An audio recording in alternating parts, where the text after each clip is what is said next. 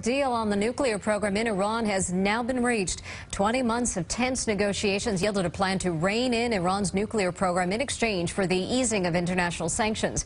But not everyone supports it. CBS News' Craig Boswell has more from Washington. The U.S. and other world powers struck a historic agreement to curb Iran's nuclear program. This deal demonstrates that American diplomacy can bring about real and meaningful change. Change that makes our country and the world safer and more secure.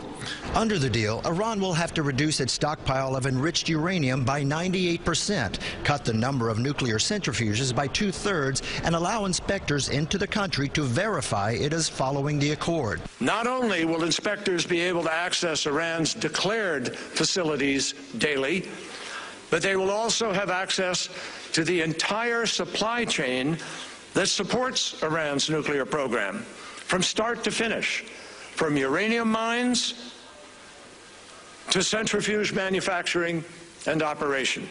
In return, the U.S. and UN will lift economic sanctions and allow Iran to begin selling its oil on the world markets. Iranian President Hassan Rouhani praised the deal and said his country never intended to produce nuclear weapons. But Israeli Prime Minister Benjamin Netanyahu strongly disagrees. In a decade, this deal will give an unreformed, unrepentant, and far richer terrorist regime the capacity to produce many nuclear bombs. What a stunning, historic mistake. Congress now has 60 days to review the deal, and there are already signs this will be a tough sell on Capitol Hill, where many don't believe the Iranians will live up to their end of the bargain. It's going to hand a dangerous regime billions of dollars in sanctions relief while paving the way for a nuclear Iran. In order to kill the final deal, Republicans would need to overcome a presidential veto with a 2/3 majority vote in both the House and Senate. Craig Boswell, CBS 2 News.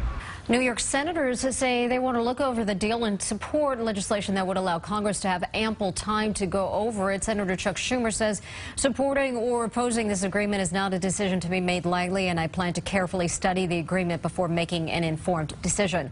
And Senator Kirsten Gillibrand says, I strongly supported and helped pass the sanctions that were put in place that brought Iran to the table, but sanctions alone won't work. The best outcome for the national security interests of the United States and Israel is a strong, verifiable deal that prevents Iran from obtaining a nuclear weapon.